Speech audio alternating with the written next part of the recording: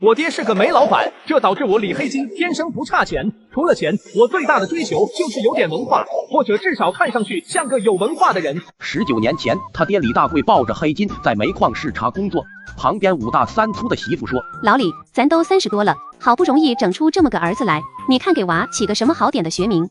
听罢媳妇的话，李大贵语重心长地道：“咱这辈子全仗着这乌漆嘛黑的玩意飞黄腾达，发家致富。黑金就叫黑金吧。”黑金，李黑金也还行哈。媳妇念叨着，表示认同。自打出生那天开始，李黑金毫无意外地过上了作为一个有矿之家该有的体面生活。父母忙于生意，无暇在家照料，于是谋划着给黑金找个保姆。原打算在县城找一个，但后来李大贵经过周密的思考，觉得不行。我儿子是什么人？是黑金，是我李大贵的种，我们李家的传人。保姆怎么能从县里找个土不拉几的村姑？不行，一定要找最好的，找最贵的。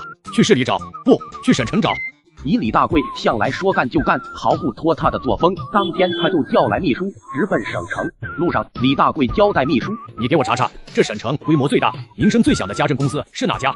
秘书掏出手机，又问朋友，又托亲戚，终于打听到省城最有牌面的家政公司，问到一家最牛的包活家政公司。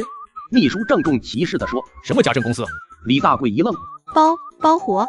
我呸！他妈的这养牲口呢？包活？怎么着？我找个保姆，他还能把我儿子养死了不成？你靠点谱，走点心，行不行？”李大贵怒不可支：“哦，还有一家叫乐家家政公司。”这还差不多，就这家。李大贵气呼呼的道。司机拉着李大贵和秘书直奔乐家家政公司。到了门口，李大贵脸上顿时泛出几分不悦之色。省城最大，就这么点破地方？我问了不少朋友，都说这家是最靠谱的。秘书也没料到这家政公司就是街边的一个小铺面。李大贵退后几步，来到马路中央，左顾右盼了一番。那家看到没？那家门口招牌看着就比这家大气。行，老板，那咱先去那家看看吧。只是到了门口，李大贵有些傻愣住了。只见上方4个大字赫然醒目：包活家政。这他有些为难。算了，包活就包活吧，又不是包死。李大贵说完，走进店去。嘿，人呢？坐在柜台里的年轻女子抬起头来打量一眼眼前的男人，心里默默地说了一声：“切，有事吗？找个带娃的。你找月嫂？找保姆，给我家黑金找个保姆。你需要什么条件的？”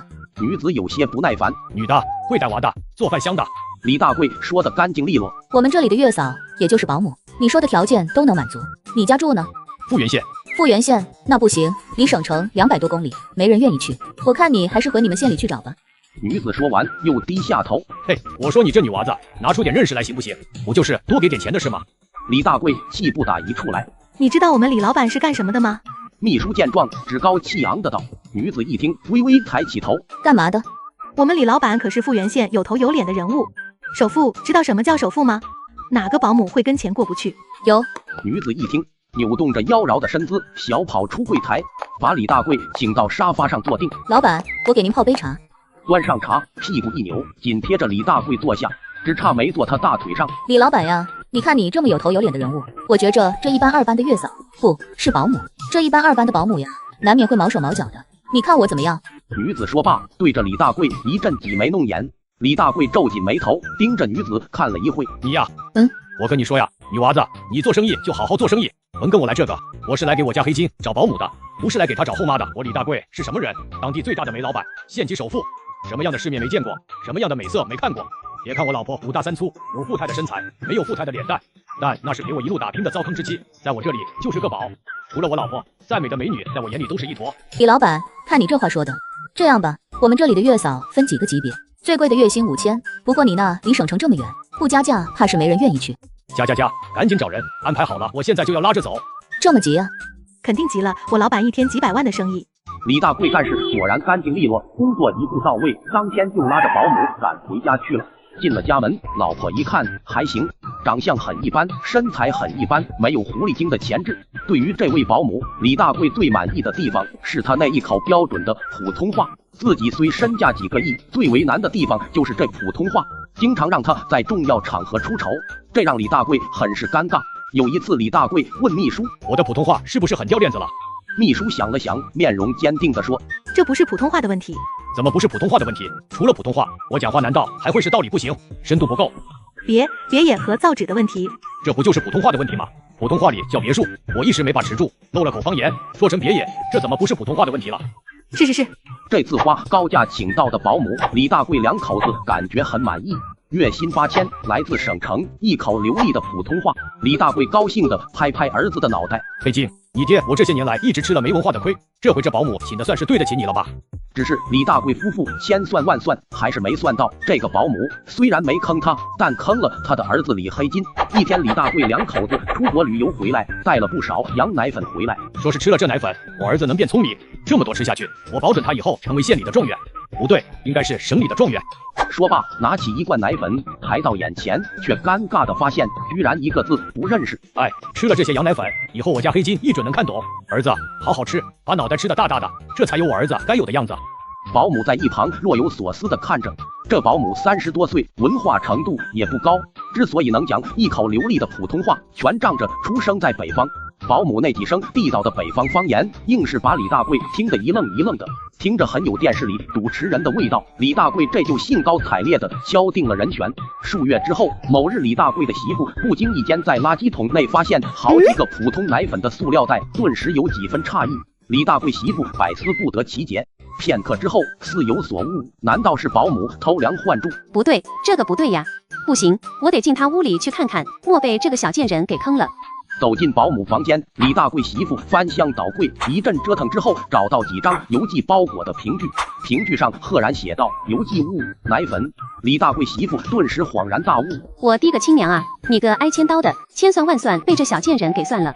嘴唇一张一合之间，小保姆祖宗18代的棺材板略微抖动了一下，眨眼功夫，李黑金已经19岁。哎，我家黑金呀，本该是状元的，却被那个省城来的小保姆给坑了。19年来，从小学开始，他一路赶着鸭子平步青云，直达市里最牛的民办高中。有一段时间，电影《古惑仔》风靡一时，李黑金与诸多小伙伴沉溺得一塌糊涂，就想着能不能找点什么事情大干一场。某个周五放学后，一小伙伴找到李黑金，告诉他有兄弟约着出去干大事。干什么大事？学校里的彪哥，知道吗？知道，上次一起吃烧烤的。彪哥够义气，认你做兄弟，让我约着你，放学后找点事情做，行吗？李黑金想都没想，爽快的满口答应。放学后，李黑金一伙在彪哥率领下堵在了靠近城郊的一个胡同口。那憨贼来了。黑金一看，只见一个小伙骑着自行车摇摇晃晃的驶来，彪哥带着众人一拥而上，这就干大事去了。这毕竟是黑金的首战，一来没经验，难免有些紧张；二来也没搞清楚来龙去脉，于是傻乎乎的站在路边看着。显然黑金只学到了古惑仔的皮毛，在叱咤江湖的道路上，他还相当缺乏锻炼。我爹是个煤老板，这导致我李黑金天生不差钱。除了钱，我最大的追求就是有点文化，或者至少看上去像个有文化的人。不一会儿，彪哥一伙站在路边，瞅着黑金。李黑金，你个怂货，也不见你下去比划比划。比划？这小伙子是谁我都不认得，比划啥？这憨贼家里有几个钱，让他把点毛给兄弟们花花，硬是舍不得。啥？你们是来搞钱花的？是啊，要不哪来的钱吃烧烤？黑金满脸嫌弃的嘘了一声。吃烧烤能花几个钱吗？再说了，他有钱，能有几个钱吗？也是哈，讲有钱，谁有你爹有钱？突然，一声声刺耳的警笛传来。好，完蛋了，赶紧溜！却不料还没迈开步子，只见一排闪烁的警灯堵在了前方。傍晚时分，派出所里传来一个有几分熟悉的声音：“李黑金在哪儿？”黑金一听，直嘀咕：“完蛋了，我爹叫人来领我了。”李黑金，你出来！民警喊道。黑金看了看角落上的众兄弟，沉吟一声，独自走出门去。你家里是少吃还是少穿？小小年纪不学好，跟着别人学讹钱，净给你爹丢脸。民警厉声训斥道。黑金无话，一脸懊恼，跟着秘书默默坐上大牢，呼啸而去。秘书把黑金拉到市里档次最高的 KTV 门口，却见他爹李大贵黑着脸，气势汹汹地走过来。黑金刚下车，屁股上就挨了重重的一脚。你个瞎狗日的，老子每个月给你上万块的零花钱，都喂狗去了吗？你居然跟着那帮二流子去打架讹钱！黑金这辈子第一回戴手铐，也是被吓得不轻。李大贵发完气，头也不回地向 KTV 走去。这时秘书走过来，附耳道：“黑金，一会儿进去了，记得给你爹敬杯酒，赔个不是。”知道了。说罢，小跑跟上去。快到电梯口，李大贵突然回过头来，指着黑金，恶狠狠地说：“小崽子，你给我听好了，你也成年人了，带你见见世面，一会去到里面，不准叫我爹。”为什么不能叫爹？李大贵脸色一黑，想要发作。老板这边请。迎宾小姐姐娇媚的声音打断了李大贵的怒气。好吗？叫大哥。黑金跟着李大贵走进包房，里面的人纷纷恭敬地打招呼：“李老板好。”酒过三巡，几位身材妖娆的年轻女子扭着猫步走了进来。李老板，好久没见你来，生意是越做越大了。领头的爽朗笑道。说罢，从李大贵开始1对1插空坐下，黑金身旁也来了一位。黑金偷偷瞄了李大贵一眼，却发现他爹玩得正欢，对他视而不见。这时秘书走过来，黑金，去给你爹敬杯酒。黑金听罢，赶紧起身迈步过去，刚要开口，突然想起进包房前李大贵的嘱托：“大哥，敬你一杯，我干了，你随意。”只听啪的一声，黑金只感觉耳根一阵火辣辣的痛。你叫老子什么？李大贵打完，突然想起什么，来，开个玩笑。过了一会，李大贵发现儿子在角落里干坐着，满脸委屈。一想，确实是自己忘了给儿子的嘱托，赶紧乐呵呵的道：“嘿，黑金，咱俩好上一手。”黑金见状，破涕为笑，起身过来，与李大贵搂着肩膀。夜色渐深，狂欢将散之时，李大贵向一光头男人招招手，这人赶紧恭敬地绕过去。李大贵侧身低语着什么，说了一会，又抬头直指黑金：“我爹这是要干嘛呢？”两人说罢，李大贵站起身来，大声道：“各位兄弟，今晚玩的算是尽兴，我就先撤了，有机会咱们再聚。”众人纷纷恭敬道别。说罢，李大贵带着黑金和秘书坐上大牢赶回家去。翌日，黑金放学正要回家，突然往日约他打架的小伙伴跑过来道：“黑金哥，能稍等一会吗？彪哥有事跟你说。”“干嘛？打架的事情别来找我，昨天还被我爹揍呢。”“不是打架，就是单纯有点事。”黑金一路纳闷，跟随他来到操场边，彪哥早已在前方等候。只见彪哥鼻青脸肿，像是被人狠揍了一顿。“彪哥，你这是咋的了？”“那个什么，黑金哥，你看以前是兄弟不懂事，能不能麻烦你帮忙跟刀疤打个招呼？以后我再不敢带你胡来了。”“刀疤是谁？”“黑金哥，咱好歹兄弟一场，你就别来戏弄我了。”“我真不知道刀疤是谁。”彪哥一时也摸不准黑金是真不知道还是故意装傻，只得苦笑道：“黑金哥，总之以后还请你照着点。”“刀疤是谁？”黑金问身旁的小伙伴：“你真不知道？”“真不知道。”“刀疤是市里的扛把子，昨晚把彪哥给揍了。”“干嘛要揍彪哥？”“还不是因为你呗。”“别瞎说，我又不认识刀疤。”“刀疤揍完彪哥，还警告他以后敢带你胡来，就断了他的根。”总之，从今以后，黑金算是彻底断了古惑仔这条路。但转念一想，黑金的失落感很快就释然了。彪哥一伙打架斗殴，无非也是为了捞几个钱。放眼四里八乡，谁还能比我李黑金有钱？罢了，打架没意思。但以黑金的秉性，就这么乖乖的走进教室，显然不太符合他的风格。于是黑金和小伙伴一起进了网吧。只去了一次，仅一次，黑金仿佛打开了人生的另外一片新天地。黑金体会到独乐乐不如众乐乐，这无疑是网吧的魅力所在。然而没过多久，来自网吧的诱惑很快就在黑金这里黯然失色了。每到周末，学校周边的网吧都会拥挤不堪。在经历了几次痛苦而又耽误式的排队抢机子后，黑金怒了：“我他娘的自己开个网吧，省得来排队。”这个想法666，开网吧很赚钱的。我不为赚钱。那为了什么？为了兄弟几个玩得爽一点。事隔1个星期后，时值周五放学，伙伴们摩拳擦掌，准备去网吧熬他几个通宵，大干一场。我已经在网吧预定好了几台电脑，截止时间为周一早上。别去网吧了，直接去我家里吧，电脑给你们备好了。众伙伴颇为惊讶，但转念一想，以黑金的财力，几台电脑自不在话下，还乐得节省网费，何乐而不为？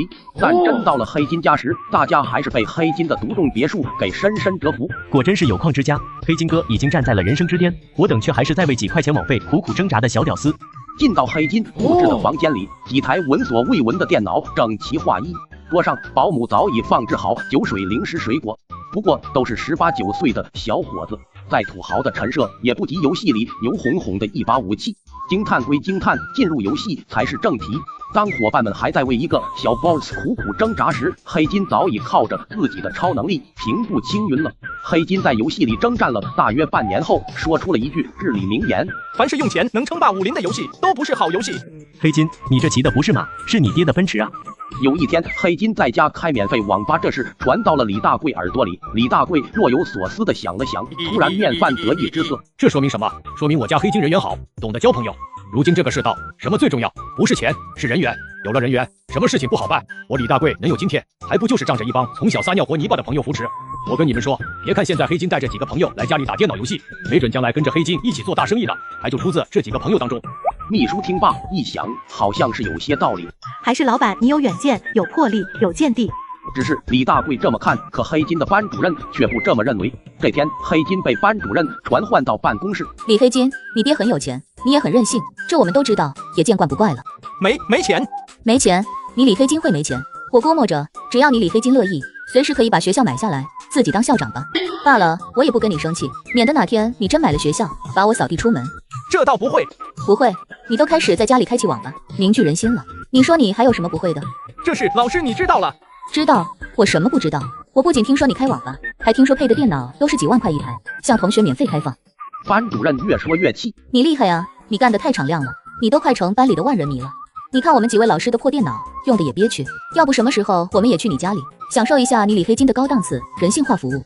黑金抬头一看，小声嘀咕道：“是有点老了哈。”被班主任训斥一番，黑金灰溜溜的走出办公室，又转过头，偷偷朝办公室里各位老师的办公桌上扫了一眼。次日放学，数位战友如同往日围着黑金，准备前往其家里跃马江湖。不料黑金一言不发，像是心事重重。咋的了，黑金？说好了今晚打国战的，怎么闷闷不乐？不打了！众人惊得目瞪口呆。不打了？为什么？班主任知道了。知道又怎么样？又不敢开除你。不打了，这游戏我没追求了。别呀，黑金，你没追求，我们还有追求呢。是呀，我新技能书还没搞到呢。你不玩了，打国战我们会损的。以前都是你一个人就守住一个点的。电脑有别的用处了。说罢，黑金迈着六亲不认的步伐走了。这小子今天怎么了？是不是受什么刺激了？按理说，校长也不敢拿他怎么样吗？算了，我们先去网吧玩好了。我爹是个煤老板，这导致我李黑金天生不差钱。除了钱，我最大的追求就是有点文化，或者至少看上去像个有文化的人。刚进门，黑金叫来保姆，吩咐道：“你给我叫个搬家公司来。”你要搬哪去？搬到我们班主任的办公室去。搬到？我是说我要把电脑搬到班主任的办公室去，跟你说话这费劲。是，一会儿干事干净利落点，我给你们2倍的搬家费。啥意思？做贼呢？不是做贼，是干好事。你见过做贼的把自家东西往外搬的吗？你们看好了，每张办公桌前摆一台。这次神不知鬼不觉的行动，让黑金强烈体验到一种类似特种兵埋雷的爽快。时至放学，黑金走到校门口，发现班主任正眼神怪异地看着自己。黑金突然想起来，自己一时着急，只删除了游戏，忘记删电脑里一些不可描述的资源了。果不其然，班主任等的就是他。小伙子，你过来，办公室的电脑是你搬去的吧？嘿嘿，我一猜准是你小子干的。黑金呀，你的好意我们心领了，你赶紧叫人来搬走。咋的了？电脑不行？不是不行，是太行了。走，你去看看。来到办公室，班主任指着办公桌：“你看你这些电脑放在办公室合适吗？”黑金扫了一眼，电脑倒是人手一台安装起来了。只是这电脑都是打游戏专用的高端电脑，只要一开机，便闪耀出极其刺眼的色彩斑斓的光芒。已安装好的3台电脑同时开机，整间办公室略微有那么几分灯红酒绿的气息。黑金一看五光十色的办公室，似乎也意识到好像是有那么一些不恰当，但事已至此，别无他法，只好编个瞎话。这是我爹让我送来的。真是你爹让你送的？是的。好吗？你去吧，代我们感谢你爹的捐赠。第二天，一小伙伴神秘兮兮的跑到黑金身旁。黑金，咱们玩的电脑怎么全跑老师办公室去了？怎么了？我捐的，有什么问题吗？你莫吹牛逼，3台电脑多少钱？你那么牛，怕是被没收的吧？操，老师这么牛逼，跑到我家里去没收电脑？跟你说了，是我捐的。你捐了，咱们玩什么？不玩了。要是被没收的，我们想办法帮你搞回来，怎么样？少啰嗦，跟你说了，是我捐的。切！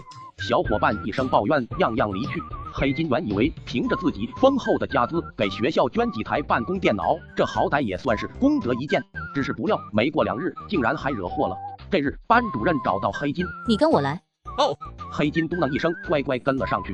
这回却是来到了校长办公室，只见里面坐了3个男人，其中一个是校长，黑金勉强认得。至于其他2个一脸严肃的男人，从未见过。你就是李黑金吧？是的。你爹是李大贵？是的，咋了？我们是教育局的，你说说这3台电脑是怎么回事？电脑怎么了？有人举报说你放在家里的电脑被学校的老师强行索要，有没有这回事？这是哪个王八蛋说的？李黑金，注意你的用语。小伙子，高中生了，不要满口脏话。你如实说，这电脑到底是怎么回事？这是我爹让我捐的。真的？真的。你爹李大贵我们听说过，若真是他给学校捐几台电脑，还算说得过去。但是你们班主任肯定是要接受处理的。黑金一听更是急了，似乎忘了场合，大骂道：“这他妈哪个狗日的举报的？”李黑金，注意你的用语。那要怎么着才不处分我老师？小伙子不错，还挺维护你老师的，但处分这是规定。这什么破规定？况且你看看那些电脑，从外形上看就不像是办公用的，你不觉得放在办公室不伦不类吗？你的意思就是我送来的那些电脑跟老师的办公室环境不搭调呗？有这方面的因素。黑金啊，你爹就算是要给学校捐电脑，好歹也挑点正常的办公电脑嘛。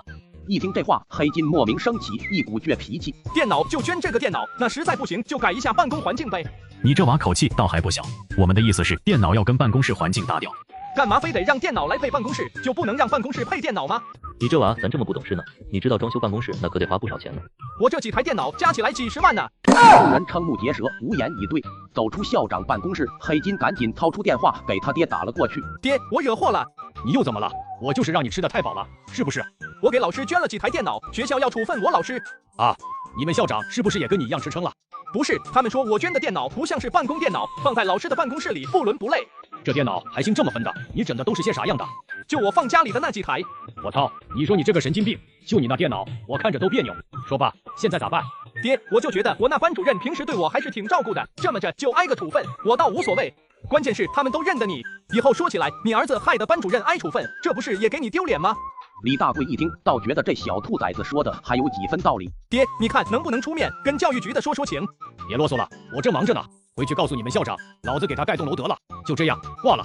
盖栋楼？突然一拍脑袋，还是我爹行，大气敞亮。我爹是个煤老板，这导致我李黑金天生不差钱。除了钱，我最大的追求就是有点文化，或者至少看上去像个有文化的人。半年之后，一栋高楼在学校拔地而起，经过校领导一致决定，给大楼取名叫黑金楼。我儿子要被挂到墙上了，这事可不能马虎。李大贵当即驱车来到市里有名书法家家，我儿子要被挂在墙上，想请大师帮忙写一写。挂在墙上，令公子难道？我给我儿子的学校捐了栋楼，要把我儿子的名字挂上去作为楼的名字，黑金楼。哦，原来是这样。请问李老板在字体方面可有什么要求？李大贵想了想，就来那个潦草的、不容易看懂的那个。不瞒李老板，这草书一路非比人强项。咦，还有你们书法家不会写的字？非不会写，修习书法各有所长，比人强项不在草书。得，你写个有深度的，一般人看不懂的就行。书法家想了想，挥毫写下3个大字黑金楼。李大贵高高举起，鉴赏片刻。草书看不懂倒也罢了，这规规矩矩写的，居然也看不懂，这书法家厉害，有水平。不知不觉已到黑金楼启用的日子，李大贵受邀来到学校，站在大楼前，对着高高悬挂的黑金楼3个大字频频点头。李大贵捐楼一事很快在市里传为佳话，陆陆续续有一些名声或大或小的校长走各种关系找到李大贵，苦口婆心地告诉他，他儿子李黑金已经上到高3了，眼看着就要高考，有没有兴趣转到自己的学校做重点培养。很快的，这事就传到了黑金的校长耳朵里。校长一听，这还了得！李大贵的儿子，学校的金犊，建楼的大功臣，要是真就这么给挖走了，那这事就大了。迫不及待的找来黑金班主任。李黑金学习情况怎么样？一言难尽。这哪行呀？一定得想办法让李黑金的成绩有一个质的提升。这个短时间内，这是你来想办法。张老师呀，你要充分认识到李黑金成绩的重要性。他李黑金是什么人？这不用我说了吧？你就看看我们办公的这栋楼上面挂的名字，他李黑金的成绩那就是天大的事。要是高考一塌糊涂，别说你，连我都不好交代。班主任满肚子苦水，走回办公室，咬咬牙，拨通了李大贵的电话。喂，李老板你好。你谁呀？我是黑金的班主任张老师。哦，张老师呀，啥事？那个李老板呀，你看什么时候有空，方便的话来学校一趟，我想跟你聊聊黑金的事。我操，黑金怎么了？这兔崽子是不是又惹事了？不是，黑金很听话，没惹事。再有1个学期就要高考了，主要是想跟你谈谈黑金的学习问题。哦，学习问题啊？学习不是有你们老师在看着的吗？李老板，这个黑金的学习问题呀，他需要学校和家庭2方面配合才行。你看什么时候有空来学校，咱们好好聊聊。好吧，那就这个周4，我安排一下。张老师，先这样了，我这忙着呢，挂了。有钱真好，嘿，有钱真牛啊！转眼到了周4，老师你好，我是李大贵，李老板的秘书。听说您找李老板有事，他今天有安排，来不了啦，我来帮他处理。不是，今天主要是想约李老板谈谈黑金同学的学习问题，他怎么安排秘书来？没事儿，黑金有啥情况，你只管跟我说，我保证回去后汇报到位。李老板一天几百万的生意，没那功夫耽搁。一听这话，班主任顿时哑口无言。秘书同志呀，这个赚钱固然重要，但黑金的学习成绩还是要引起我们的高度重视呀。是，重视。你看，这还有半年就要高考了，我就是想跟李老板谈谈，让他也做黑金的思想工作，抓紧时间，剩下的半年努把力，考一个稍微好点的大学。黑金考大学？没听说过李老板要让黑金考大学呀？那李老板的意思是？李老板倒没有明确的意思。这事儿吧，我寻思黑金要真考不上大学也没啥大不了的，反正也不指望靠这个吃饭，就李老板这么大的家业，子孙18代躺着吃都吃不完。哎，有钱真牛。老师，那要没什么事，我就先走了。去吧，去吧。秘书刚走出2步，却又回过身。老师，跟你商量个事。这个，你们学校几点放学？5点半。怎么了？老师，是这样，李老板今天要去看一个新开的楼盘，准备买几套房，安排我把黑金一起带去。你看能不能行个方便，让黑金请个假，提前放学？你罢了，你去班上叫他吧。好嘞，谢谢老师。接了黑金，秘书驱车直奔煤矿。班主任说啥没？也没说啥，就问黑金考大学的事儿。考大学？哦，是了，我倒忘了，黑金马上就要考大学了。说罢就要上车，秘书一看，似乎觉得哪里不太妥当。李大贵刚巡视完煤矿回来，从头到脚沾满煤灰，就连脸上也是乌漆抹黑。老板，要不先去换换衣服？你说什么？老板，咱们去看的是市里最高档的楼盘，要不换下衣服，省得那帮卖楼的狗眼看人低。你他妈就是说屁话！老子这身怎么了？这身衣服我穿了半辈子，自在的很，轻松的很。衣服是脏了点，但这黑的是啥？是钱，懂吗？钱，有谁会嫌钱脏的？我爹是个煤老板，这导致我李黑金天生不差钱。除了钱，我最大的追求就是有点文化，或者至少看上去像个有文化的人。到了售楼部，李大贵左右看了看，还不错，装修相当豪华，对得起市里最高档楼盘的名号。售楼小姑娘抬头看了看，切，李大贵倒也完全不在意这小姑娘冷若冰霜的表情，径直往沙发走去。等了一会，却仍旧不见有人上来问话。李大贵颇不耐烦的左右环视一圈，小姑娘露出满脸的嫌弃，耐着性子走过来，看着秘书一躲，还稍微像样点，便对秘书道：“这位小姐，请问你们是来看房的吗？”这一问倒让秘书有几分难堪。是，我们是来看房的。你们要在这里买房，我们这里的楼盘专为精英人士打造。你们如果是等着买房住的话，还请慎重考虑。李大贵刚才一直是一言不发，但卖房的小姑娘话已至此，他实在是忍无可忍了。你这女娃子说话咋这么难听呢？什么叫为精英人士打造？还我等着买房住？我告诉你，我的房子加起来，你祖宗18代来了都够住。听罢李大贵这番不知深浅的豪言壮语，小姑娘却也毫不生气，毕竟久经商场，好歹也是训练有素的。此刻，他开始在心里嘀咕：这人看上去脏不拉几的，穿衣服一点不讲究，要么就是神经病，要么就是土老板。这位大哥，是，刚才是我说错话了，大哥别往心里去。大哥，要不我先给你介绍一下我们这里的房价。说，那我先给你介绍个最便宜的户型吧。最贵的啊啥呀？你这小姑娘咋是有眼不识泰山呢？你知道不？就你在这叨耽误的这么会功夫，我们李老板做的生意就足够买你几套房了啊！请问这位大哥是？我们李老板，富源县首富，听说过没？富源县首富，李老板。大哥，实在是不好意思，刚才真的是没认出你来。不过大哥您的名声，你说在这 QJ 市，谁人不知谁人不晓，只是我没福气一睹尊容啊。女娃子，今天我还得给你上一课。大哥批评指正，我一定虚心接受。女娃子，我跟你说，首先你这个大哥叫的就不对，看到没？这是我儿子。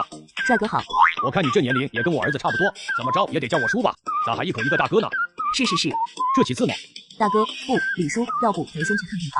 行吧。这边是沙盘，我先给李叔您介绍一下户型。李叔，你看那边蓝色那片，哪里就是乾隆湖，湖边那一栋是标准的海景房，无论观景还是采光都是最好的。这个户型呀，它是……行了，知道了。不知道李叔的意思是？儿子，别闷声不出气，你也提意见。好。黑金应了一声，盯着沙盘看了看。好是好，就是房间看着有点小。帅哥，不小了，我给你们介绍的都是大户型，最大的一套有200平米呢。200平米？200平，面积够大了吧？是有点小了。李叔，这200平米已经是我们这里最大的户型了。这一层楼有几套？一层楼有6套。李叔的意思是？6套呀，一来嘛，一套面积不够大；二来嘛，将来6户人家住在一起，大人哭小孩闹，肯定很吵。我李大贵最怕吵，住在哪里都图个安静。那不行，就把整层楼都买了吧。什么？李叔，您的意思是整层楼6套房全都买了？见小姑娘这一乎寻常的表情，李大贵很是纳闷。是啊，先买一层，图个安静，有什么问题吗？李叔，你不会是逗我玩的吧？你这女娃子，我一个当你叔的人，我逗你玩什么？你就说买一层行不行？当然可以。李叔，您来这边坐，我给你倒杯茶。说是倒茶，没过一会，却手捧3瓶绿茶，笑逐颜开的走来。听说来了个煤老板，开口就是一层楼，售楼部里瞬间沸腾了。工作人员纷纷围观过来，一览土豪风采。先前那小姑娘似乎有些担心其他人抢了自己的业绩，赶紧挽着李大贵手臂道：“李叔，要不咱先定一下房子的事情。”李大贵正被捧得心花怒放，爽快地道：“行，定吧。”好嘞，我这就给你准备认筹协议去。说罢，小姑娘迈着雀跃的步伐，直奔办公室而去。片刻之后，带着协议欢快地走了。李叔，这是认筹的协议，你看看，没问题的话，咱先把协议签了，另外再交点定金。李大贵拿起协议，通通一扫，扔给黑金。黑金，这房子是买给你将来娶媳妇的，房产证上也落你名字，你自己来签吧。我来签，好吧。黑金满脸懵逼地看了看，随后签完了协议。李叔，需要先交点定金。交多少？我算一下哈，李叔您买的6套房，总共1100平米，总的价格是3600万，按5%算。李叔，定价需要交180万。李叔，您看现在方便刷卡吗？刷卡？是啊，我们这里有 POS 机，刷卡很方便的。就这么点钱，刷什么卡？给你现金不就完了吗？180万现金。去把车里那个装化肥的蛇皮袋拎进来。售楼小姑娘一脸懵逼的愣了一会，反应过来，我供你去拿。我爹是个煤老板，这导致我李黑金天生不差钱。除了钱，我最大的追求就是有点文化，或者至少看上去像个有文化的人。老板，钱背进来了。背过来。李叔，要不咱去财务办公室再打开吧？咋的了？你让会计出来数不行？行是行，只是在大厅里怕是有点惹眼。切，惹什么眼？这才多大点钱？好吧，稍等一下，我去叫财务。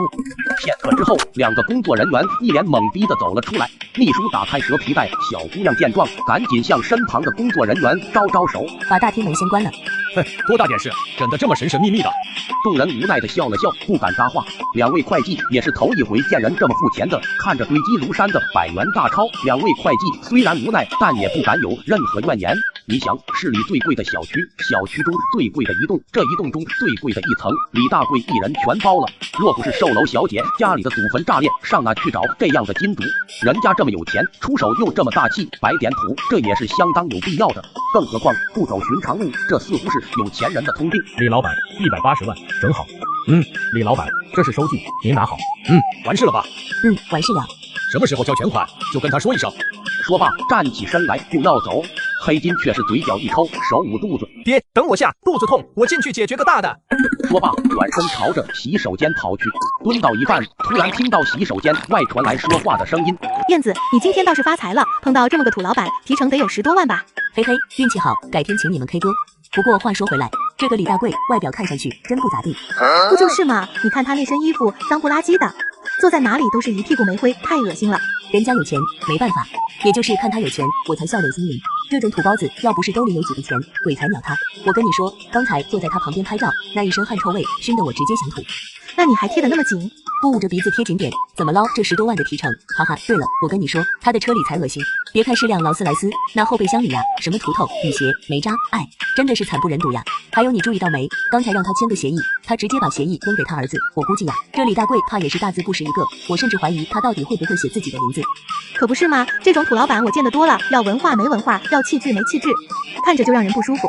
就是，你还别说，这龙生龙，凤生凤，老鼠生儿会打洞，真是一点没错。你看他儿子写那几个字，像是从小鸡爪子啃多了，幼儿园小孩子写的都比他好。我估计呀，也是一个草包。哈哈，可不是吗？老子就那副土鳖样，儿子能好到哪里去？我操！蹲完坑买房的兴奋一扫而空，黑金垂头丧气的走出售楼部。见此模样，李大贵颇为纳闷：你小子咋的了？咋一泡屎拉完，摆出这副马脸？没啥，操，花了几千万买点房子给你住，咋的？你还不乐意啊？李大贵说罢，不再理会黑金，径直坐上车去。一路上，黑金一直闷闷不乐。想想刚才厕所里听到的那番肺腑之言，他只觉得胸口堵得要死，仿佛那啥没拉完，这回全顺着血管涌到心里来了。爹，你以前读书是读到几年级呀？咋的了？嫌你爹我文化低？不是，我就问问。你爷爷死得早，你爹我7岁就去水沟里掏泥鳅卖钱，换洋芋来给家人填肚子。你说我能读到几年级？爹，咱商量个事呗。啥事？以后你能不能改说话的毛病，不要一开口就是我操老子的，稍微讲点文明。我操，你小狗日的今天神经病犯了，倒还教你爹我怎么说话了，是吧？我真想给你一下。爹，要不这房子咱别买了。嘿，儿子，我说你今天到底咋的了？吃错药了？不是，我看不惯那几个卖房的。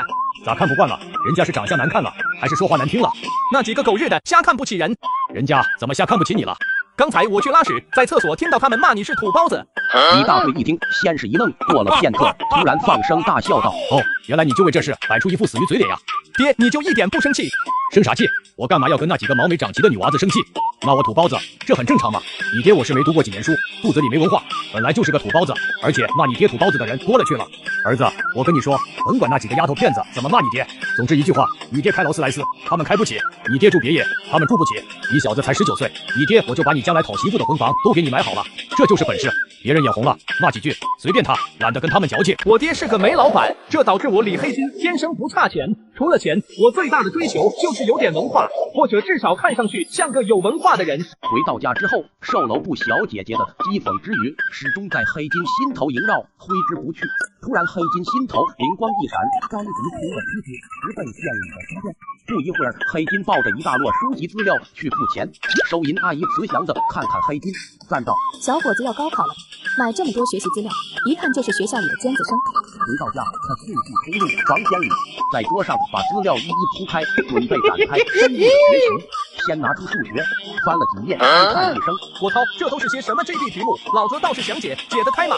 骂完，满脸沮丧，随手扔在一边，又拿起英汉词典，一个。黑金有生以来第一次背起了英语单词。我操，外国人都说的什么鸟语，这么绕口？于是潇洒的把词典扔在一边。最后，黑金拿起了《诗经》。第一篇关雎：关关雎鸠，在河之洲。窈窕淑女，君子好逑。读完前4句，黑金兴奋不已。原来是这玩意，这个我多年前就会背了。不就是君子都喜欢追求美女吗？看来我李黑金要生在古代也是个君子。接着又读了2句：参差荇菜，左右流之。荇菜是什么菜？刚被窈窕淑女搞得信心爆棚，却又突然之间被一种不明来历的荇菜给卡住，一时间黑金如鲠在喉，如芒在背，一定要搞清楚荇菜是什么菜，这心里才踏实。想了想，只好向班主任求助了。老师，我问你个事。什么事？我在读《诗经》。哦，真的。班主任一听，喜出望外。黑金，你果然没让我失望。有什么不懂的，你尽管问。实在不行，从今晚开始，老师亲自来你家里给你补课，你看怎么样？黑金一听，颇有几分感动。老师不用那么麻烦，我就是读到这个窈窕淑女，君子好逑后面有一句参差荇菜，我不知道这个荇菜是什么菜，所以想问问你。好样的，黑金，你终于开始刻苦学习了。这个荇菜呀，它是……等等，前面那句你怎么读的？窈窕淑女，君子好逑啊，怎么了？君子什么逑？好逑啊，爱好的好。不对，黑金这个不对，这里不能读第4声，得读第3声。为啥？好逑不就是喜欢追求美女吗？不对，这个逑呀，它是配偶的意思。好逑呢，就是好的配偶，贤惠的媳妇，不是你说的追求美女。啊！黑金一愣，挂了电话，一阵失落感扑面而来。他妈的，我还以为自己很牛逼，打小就会背《诗经》，整了半天，唯一会背的一句还是错的。在屋里折腾了足足1个小时，黑金却表现出前所未有的绝望和沮丧。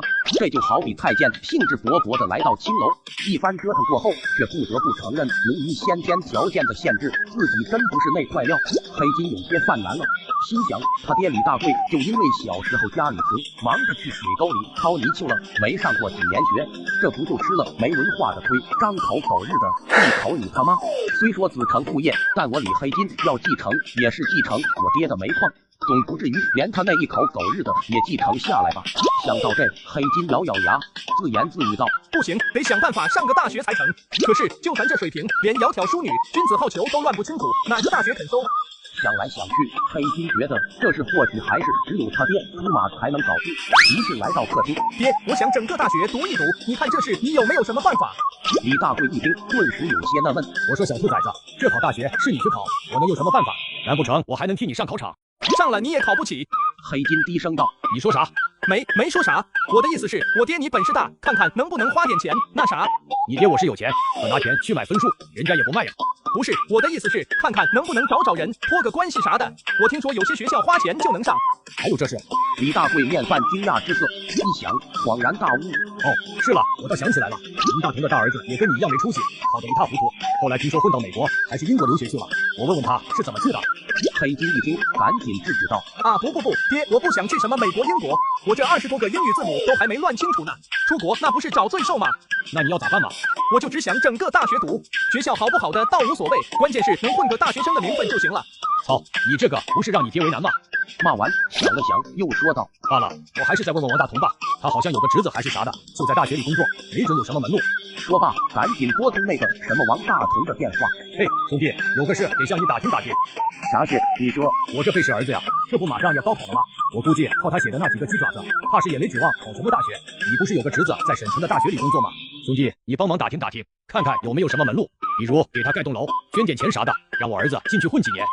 上大学用不着那么麻烦，你把他送去国外不就完了吗？不是，这小子说他乱不清英语字母，不去国外，就想在附近随便搞个大学，混个名声就行。国内这个，要不这样吧，我先问问我侄子，看有没有什么门路，回头再答复你。好嘞，谢谢兄弟，得空了约着来几把。李大贵打完电话，没好气的瞥了黑金一眼。你个兔崽子，真是事多。你说要是你上课认真点，多看点书，也犯不着让你爹去求人。我爹是个煤老板，这导致我李黑金天生不差钱。除了钱，我最大的追求就是有点文化，或者至少看上去像个有文化的人。时隔1个月，到了填志愿当天，在李大贵超能力的运作下，王大同的侄子王林不远百里赶回老家，只为对黑金指导一二。王林问黑金想读什么专业，黑金想了想，也没个什么眉目。什么专业读了能让人提升形象气质？王林有些纳闷，提升形象气质的专业？是啊，就是教人穿衣打扮，能帮人改掉说脏话的毛病。王林一愣，细细一琢磨，突然灵光乍现。哦，有一个专业跟你的要求最为接近。接着问黑金，你坐过飞机吗？这段时间没坐，咋的？那就好，你坐飞机的时候见过上面的空姐空少了吧？他们的形象气质如何？黑金一想，还行。我们学校有个空乘专业，学它3年下来，保证让你气质大变。黑金一听，欣喜万分，好，就选这个。说完，王林却又面露难色。只是读空乘专业需要提前面试，这个有点不好办呀。李大贵在旁边一听，纳闷道：咋的了？黑金想读的专业你们不要？王林尴尬一笑，也不是不要，主要是读空乘专业他得提前面试，这个。李大贵一听儿子想读的专业不让选，心里颇有几分不爽。这咋还有我儿子想上不能上的专业呢？王林略显歉意，以前也没说黑金想读这个专业，要不可以安排他参加面试。面试？你不是招生办主任吗？来，现在就面试。现在？王林颇有些为难。你看我家黑金这外形，论身高1.8米高个，论长相天庭饱满，地阁方圆，一表的人才，还用得着面试吗？是。要实在不行，你跟你们校长说说，我去给你们盖栋楼，换我儿子1个名额。盖楼倒不用，回头我去托人，找关系，这是应该有办法。这就对了嘛，就我和你叔王大同这关系，黑金好歹算你半个弟弟，这事还得指望你呢。钱嘛，不是个事啊，钱不是个事。1个月后，黑金收到大光职业技术学院的录取通知书。李大贵拿过通知书一看，空中乘务专业。王大同这侄子倒还能办点事哈。开学前1星期，一家3口坐着大牢，拿着钱直赴省城购买学校生活用品。这次逛省城，李大贵颇有些反常。他想，我老李家8辈子终于出了个大学生，祖传3代娃生出来就去水沟里掏泥鳅的历史终于结束了。想到自己的儿子从今往后就是大学生、文化人，李大贵颇有些兴奋，破天荒地穿上了西服。到了一家看上去很有档次的皮包店，李大贵站在门口，抬起头看看门头，低声念道：“哎呦，好哟，喂。”念到一半，皱皱眉头，说道：“黑金，你学过英语，这是啥意思啊？”黑金看了看，也摇摇头。李大贵哼了一声，用汉语拼音拼道：“乐玉路。”我爹是驴，不是鹿。李大贵又拼了一会，感觉还是不得要领，这才抱着不明觉厉的心态走了进去。先生上午好，欢迎光临路易威登专卖店。李大贵一听有点懵，什么灯？路易威登 LV。女店员重复道。李大贵满脸嫌弃的哼了一声，不再理会他，饶有兴致的走到一个男士黑色挎包前，眯眼看了看，这个包好。女店员愣了愣，赶紧照做。李大贵又走了几步，停下来，这个2根包好。啊。女店员有些吃不准，纳闷的问：2根？李大贵不耐烦的说：“我1根，我儿子1根，咋的了？”啊，没什么。片刻之后，李大贵又移步到一个钱包前，儿子，来看这个钱包喜欢不？黑金听罢，卸下钱包，走到他爹这边来，一看不错，笑吟吟的说：“还行。”见儿子喜欢，李大贵甚觉欣慰，不紧不慢的问：“你这钱包能装多少钱？”啊！女店员再次懵逼：“先生，你问的是这个钱包的价格吗？”李大贵气呼呼的哼了一声：“谁问你价格了？我问的是能装多少钱。”我爹是个煤老板，这导致我李黑金天生不差钱。除了钱，我最大的追求就是有点文化，或者至少看上去像个有文化的人。李大贵这么一问，不仅女店员一头雾水，连他儿子黑金也有点懵逼。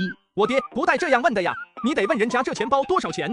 李大贵一听，气呼呼的说：“你懂个屁！这破钱包能值几个钱？这回你要出门上大学，身上不得多带点钱吗？”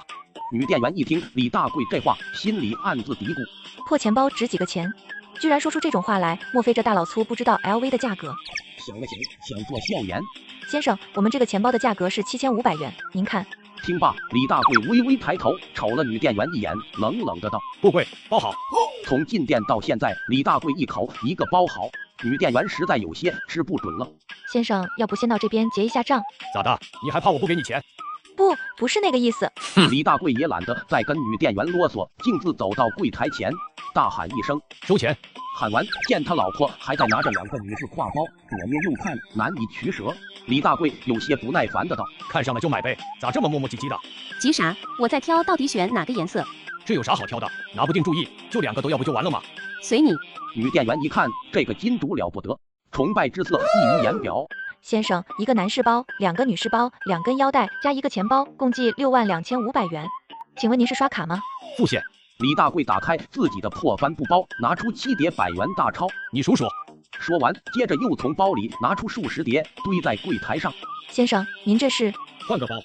说罢，只见他打开新买的男士包，把堆在柜台上的数十叠100元大钞一股脑全塞进去。好是好，就是小了点。结完账，换完包，在女店员惊诧的目光中，李大贵带着老婆儿子昂首而去。土豪啊，好男人啊！按照行程，下一站就是不久之后黑金将要常驻的大学大光职业技术学院。打开手机导航，搜索了半天，却发现这学校居然龟缩在城里的某个角落，这让李大贵颇有些不满，抱怨道：“黑金，省城的大学不都应该集中在传闻中的大学城吗？你这个大学有些不合群呀！”抱怨归抱怨，该看还得去看。终于在一条偏僻的街道尽头找到了大光职业技术学院的大门。一看学校大门，居然一点不气派，甚至还有些破破烂烂。李大贵面泛怜悯之色：“黑金，你这学校看起来像是没什么钱呀，找个机会我来给他们重新修一道大门吧。”在学校里转了一圈后，李大贵显得更加惆怅。黑金，你这学校看着不行呀，这大学怎么搞得还不如你的中学气派？面积又小，房子又破，你说就这破地方，我那矿山的面积足够建他10所大学了。爹，要不你也来搞所大学得了？一听儿子这话，李大贵先是一愣，再一琢磨，若有所思地说：“搞大学也不错哈。”这搞大学能赚钱不？赚不赚钱的倒无所谓，反正也没我那矿山赚钱。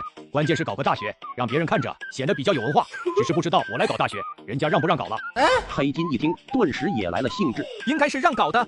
上次王林不是说了吗？这学校是民办的，爹，你要是真想搞，花钱把它买了不就行了吗？民办啥意思？民办就是私人办的大学。还有这种事？我以为私人只能办小学、中学呢，原来大学也可以，有机会试试哈。离开学校不久，一家3口在闲逛的时候碰到一个小型车展，黑金好奇地走进去，左顾右看，兴致盎然。看了片刻，跟他爹商量，要不再买辆车吧？买车干啥？我这不刚拿了驾照吗？买辆车练练手，顺便开学的时候开车来学校，不是也方便得多吗？你个兔崽子，能不能有点追求？这都20万块钱的车，能好到哪里去？车别买了，老家院子里不是还放着2辆没开过的保时捷911吗？李大贵说完，黑金恍然大悟，对哈，老家院子里确实还放着2辆崭新的车。我爹是个煤老板，这导致我李黑金天生不差钱。除了钱，我最大的追求就是有点文化，或者至少看上去像个有文化的人。很快就到了黑金入学的时间，这天黑金起了个大早，带上录取通知书和他爹给他准备的银行卡，开着保时捷911，风光无限的直奔省城。一路上风驰电掣，很快来到大光职业技术学院。来到校门口，却被保安拦了下来。你有什么事吗？我来新生报道啊。你是新生，报道。保安诧异的看看黑金，又看看他的保时捷，不得了，开着保时捷来报道，富二代就是牛逼。操！进到学校后不久，却发生了让黑金更为不爽的事。保时捷锁过之处，有回头看的，有窃窃私语的，甚至有指指点点的。此情此景，却在黑金灵魂深处引起了一个发人深省的叩问：我是不是有点太装逼了？自打上学以来，富二代的名声，黑金背负已久。虽然这名号也不算什么见不得人的事，况且有很多人嘴里骂着富二代，心里却恨不得自己也是个富二代，哪怕是野生的也好。这次来到省城，已经完全超出了李大贵的名号覆盖范围，没人知道他爹李大贵，更别说李大贵的儿子。有鉴于此，黑金萌生了一个想法：要不这回来省城上大学，咱就低调点吧。但开着这车，还想玩低调，还想隐藏有矿之家的身份，那无异于痴人说梦。所以想要隐藏身份，首先这车是绝对再不能开了。黑金拿出录取通知书一看，新生报到时间为8月26日到8月28日，今天才26日，时间尚早，还有足够的时间化妆逼于无形。反正卡里有爹给的10多万，先回去换辆车再说吧。一抬头却见一辆。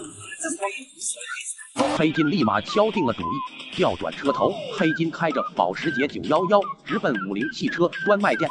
车位停稳，响亮的发动机轰鸣声就成功吸引了店里工作人员的注意。外面这跑车不错，怕又是哪个煤老板的公子？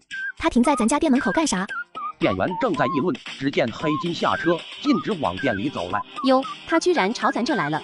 黑金进门，女店员赶紧迎上去。按照惯例，这个时候应该问帅哥，请问您看车吗？但一想，哪有开着保时捷911来买50的，于是改口。帅哥，请问您有什么事吗？来买辆50红光啊！女店员一听，颇为纳闷，但又不便多问。好的，这边有现车。来到一辆50红光前，这个多少钱？这款指导价是48000。好便宜，行，就要它了啊！走，结账。帅哥，你不还个价吗？48000的车还能还价？店里正在做活动，多少还是能优惠一点的。算了，不用了，我等着开，赶紧给我办手续吧。签完合同付完钱，女店员问：帅哥，这车你是买了自己开吗？是啊，怎么了？门口那保时捷50红光不是国产神车吗？我就想买一辆玩玩。哦，能不能麻烦你们找个人帮我开着外面那个，跟我走？小姑娘一听，喜不自胜，自己这辈子还没摸过跑车呢。到了家，黑金有些沮丧，这国产神车咋没有传说中的那么神呢？得想个办法。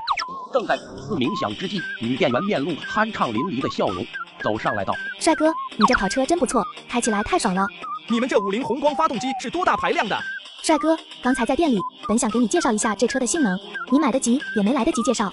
这车发动机是1.5的，1.5排量是有点小哈。说罢又转念一想，那保时捷911是3.8的排量，还带双涡轮增压。假如我要是……想到这里，一个惊为天人的大胆想法在黑金的心里盘算开来。有了这个成熟且大胆的想法，黑金的心里顿时升起莫名的兴奋。有50红光这样一个低调的外壳，再配上保时捷狂野的内心，黑金一拍脑袋，高呼一声：完美！我爹是个煤老板，这导致我李黑金天生不差钱。除了钱，我最大的追求就是有点文化，或者至少看上去像个有文化的人。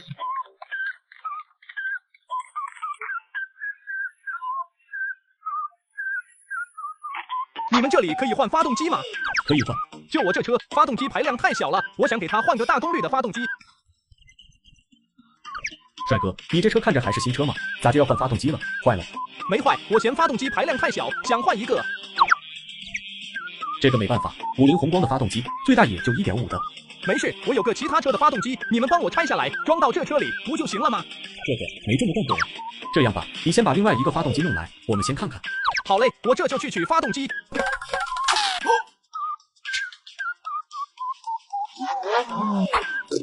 你的发动机带来了。带来了。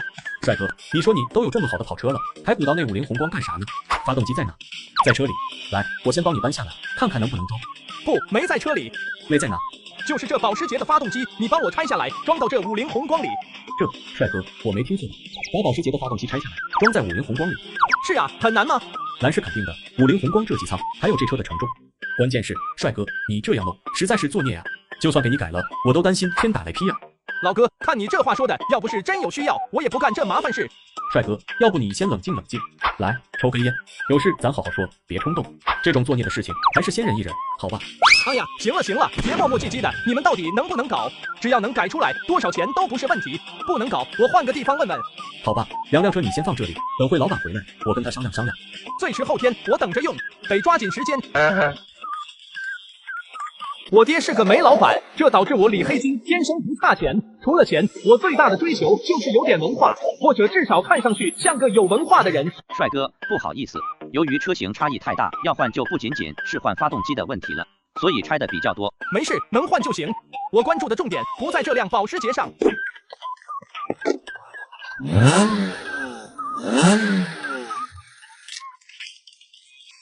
牛，太牛了！你们还真的能搞定。一共多少钱？帅哥，你这车也就这个壳，还是50红光了，这钱吧，我还真不知道怎么收你的才好。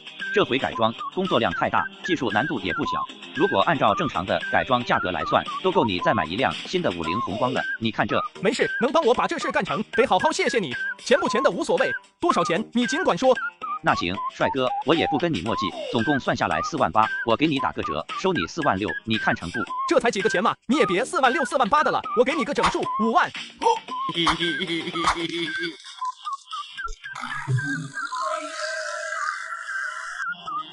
娟，来，这200块钱你也拿着。刚到学校，人生地不熟，缺什么就买点。爹，不用了，我交了学费，身上也还有300呢。拿着吧，爹用不到钱。不要，你钱都给我了，你回大仓咋办？我身上还有100多，够路费就行了，拿着吧。大仓离省城600多公里呢吧？坐车得用1天。这老汉净吹牛逼，你以为车站是你家开的？100多块钱就想买从省城去大仓的车票，跟女儿都还要吹牛逼，而且比我李黑金还能吹。咦，不对呀，老汉跟他女儿吹牛逼，听着有点不像。可100多块钱真买不到回大仓的票呀！送女儿来省城上大学，身上只带几百块钱，这啥意思？难道家里真穷成那样？不可能吧？什么年代了，还真有这么穷的人？要真是这样，那老汉把钱都给他女儿了，他不得流落街道。又或者他还真有本事从省城走600公里回大仓去，想想都觉得这老汉好牛逼。要不咱干点好事，学学雷锋。学费、住宿费还有各种杂费，合计18000。娟，听到没？前面这个同学加起来要交18000呢。爹钱没带够，要不先等会。爹，这新生报到须知上不是说学费是7500吗？咋会是18000呢？你等我问问。老师你好，我问下，新生报到交的钱是18000吗？专业不同，收费也不同。那我姑娘这个专业是要交多少呢？你姑娘什么专业？会计电算法。那个专业学费7500，加上住宿费和其他杂费要交9000多。钱，不同的专业收的钱不一样，我们的钱够的。老师，后面这个人的钱我一起帮他交了。一起交？他们是你什么人？为什么要帮他交？嘘，小声点，悄悄的交就行了。我要学雷锋。学雷锋？你把他的录取通知书拿来，我核实一下专业。老伯，这位老师想看看你姑娘的录取通知书。你确定要帮他交？确定，这都小钱。你的18000，他的9500，加起来是27500，那我就一起刷喽。赶紧刷吧，别让他们听见。小伙子，家里很有钱吧？你父母是干啥的？养猪的。养猪。把你的报到流程表给我。可以了。娟，把银行卡给我。你的可以了，别挡着后面排队的同学。老师，是多少钱？我们还没交钱呢。钱不用，有人帮你交了。有人帮我交？谁呀？别是交错了吧？雷锋，雷锋帮你交的。哎呀，就刚才站你前面那位男同学，人家家里有钱，父母是养猪的，一起帮你交了。别拦着，下一位。娟，刚才前面那男同学帮咱把学费给交了，快点走，看看能不能追上他。养猪的，养猪挣不了几个钱，人家父母也不容易。我爹是个煤老板，这导致我李黑金天生不差钱。除了钱，我最大的追求就是有点文化，或者至少看上去像个有文化的人。爹，那辆车是不是坏了？比咱们村里的拖拉机还响。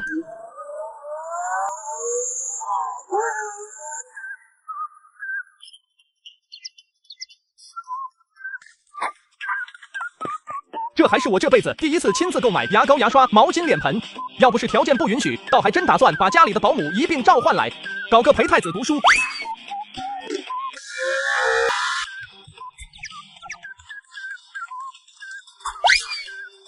这位同学，咋你一个人来呢？你的父母没送你？自己来方便。也是，大老远的来省城上个大学，路费也不便宜。小虎呀，你看看，你的同学都是自己来，你硬是要让我和你爸开车送你。哼，话多。哟，小伙子很有钱嘛，腰带都是 LV 的。没，网上买的山寨货。小伙子，家里父母挣点钱不容易，做人呀，切记不要为了面子打肿脸充胖子。虚荣心这个东西是最害人的。是，阿姨说的对。同学们，未来大家将要在一起同吃同住3年。这是我儿子杜小虎，平时有做的不周到的地方，相互见谅。大家来自全省各地，家庭条件也不一样。为了给你们节省一点生活费，今天早上我帮你们这间宿舍交了整整1年的网费，另外还在你们的电卡里充了1000块钱，够你们用一阵子的了。谢谢阿姨，谢谢阿姨，谢谢。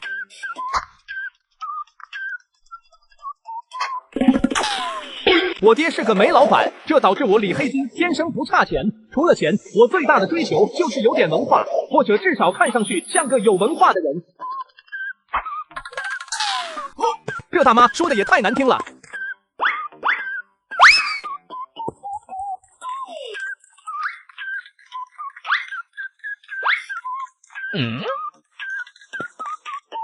这腰带多少钱一根？20块。我要1根。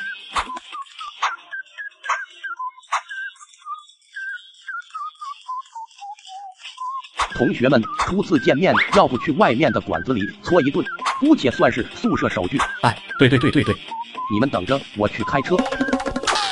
哟嚯，这小子也是开车来的。操，这家伙跟我爹有着同样的爱好，专干奔驰，还是崭新的，估计是刚买的，只不过是辆奔驰 A 级，值不了几个钱。不行呀，我们6个人，我的车只有5个座位。没事，我也有辆车，可以坐7个人，不行就开我的吧。哟，你也有车，坐7个人，不会是面包车吧？你们稍等，我去就来。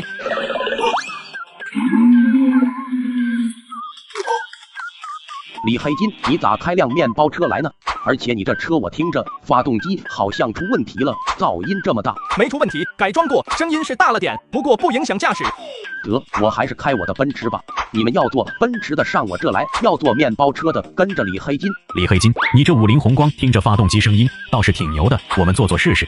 声音牛，难不成面包车里它还能装个跑车发动机？差不多吧。差不多，你莫吹牛逼，一个跑车的发动机够买你多少辆50宏光了。不过话又说回来，李黑金你也别泄气，有句话说得好，心中有涡轮，开啥都代替。50宏光那也是国产神车呢，是吧？上了秋名山，我这奔驰也不一定干得过你呢。是，代替，带2个 T。走吧，时间不早了，肚子有点饿了，本想着给你露一手的。哎，没那个必要。我说我的50宏光里装的是保时捷911的发动机，鬼才相信。好不容易把那双涡轮增压的发动机给鼓捣到这50宏光里，就为了低调一点，免得别人老是叫富二代，家里有矿，听多了也腻味。辛辛苦苦折腾出来的50宏光，切不可因为意气用事，又一招回到解放前。你杜小虎要牛逼就让你牛逼去吧，牛逼这个东西，我李黑金玩了10多年，玩累了，这回读大学就低调一把吧。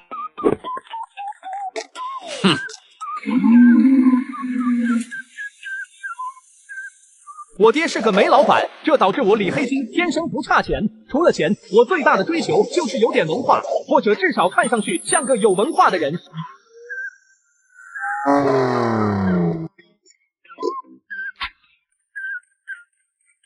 咱宿舍今天第一次聚会，找个上档次的地方吃，我请客。虽然这家伙看起来牛逼哄哄，但既然他说他请客，那倒无所谓了。要换了以前，以我的脾气，保准会说一句我来包下半场。罢了，既然下了决心要改掉装逼的坏毛病，那就不跟他争了。兄弟们想吃啥尽管点，包我身上。同学们相聚就是缘分，咱们各自介绍下自己父母都是干啥的。我父母都是农民，种水稻和烤烟的。李黑金，你父母是干啥的呢？养猪的。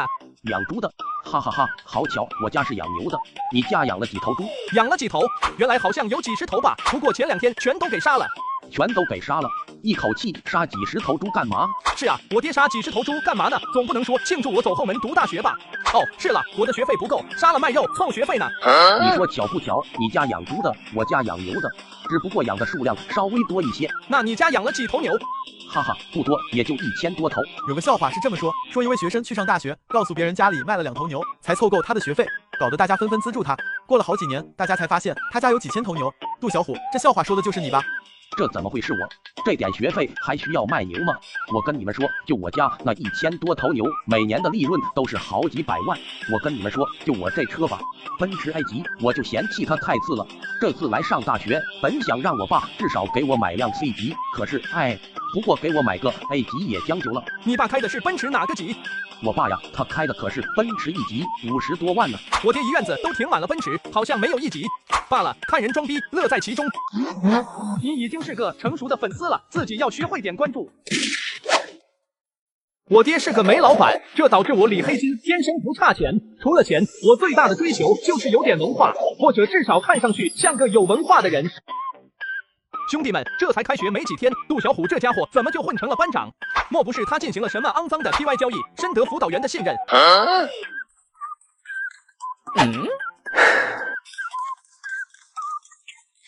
兄弟们来干活了。干啥活？快来帮我贴照片，我特意从辅导员那揽的活。你这班长混的进坑是有，好事咋不见你揽点？兄弟，这你就不懂了吧？这个就是好活，福利大大的。切，你们别不信呀！我问你们，这开学好几天了，人都说空乘专业的妹子颜值1个打3个，你们有没有看上的？有是有看上的，可这刚来也不熟悉，连名字都叫不上来，不好下手啊。看吧，我这个班长真是想兄弟们之所想，急兄弟们之所急，雪中送炭来了。这些照片的背后都写着每个人的名字，还有电话。这不是福利是什么？我可告诉你们，多少饿狼般的眼神在如饥似渴地盯着空乘班。我们要是不近水楼台先得月，赶紧搞清楚名字，记下电话，抓紧时间动手。只怕到头来要让外人捡了便宜。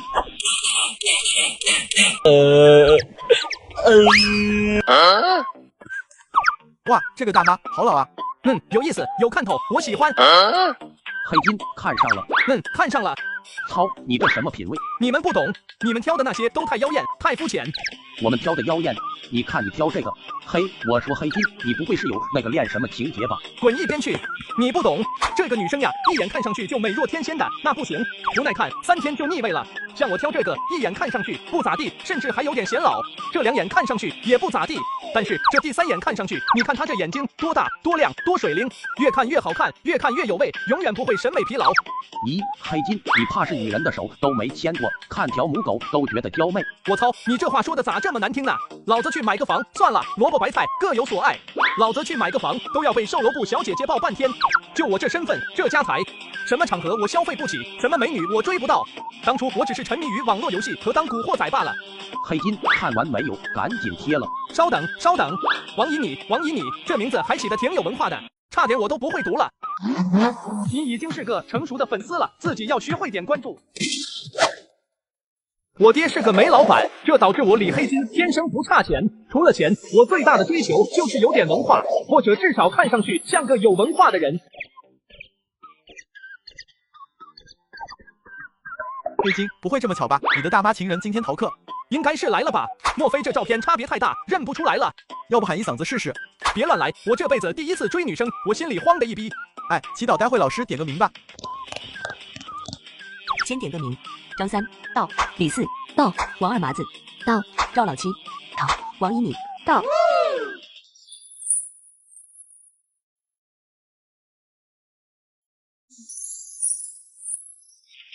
我弟妈，黑金这眼神也太毒了。王以你那张照片是不是拿错了？把他妈的照片拿来交了。这哪是什么大妈？虽然算不上女神，但在班里数十位女生中排个前5，那是一点水分都没有。我弟乖乖，这颜值一个打3个的空城班，前5已经是相当不得了了。李黑金，哇，李黑金，黑金，黑金，老师点你名了。到。黑金，看来之前真小看你了。瞎猫碰到死耗子，刚好看准了一回。有童子功加持的人，果然会演独剧。小坤兄弟几个的目标都暴露了，你有必要藏得那么深吗？兔子不吃窝边草，我不在学校找女朋友。你说上个大学女朋友都不找一个，你会抱憾终身的。不行，我要去买彩票。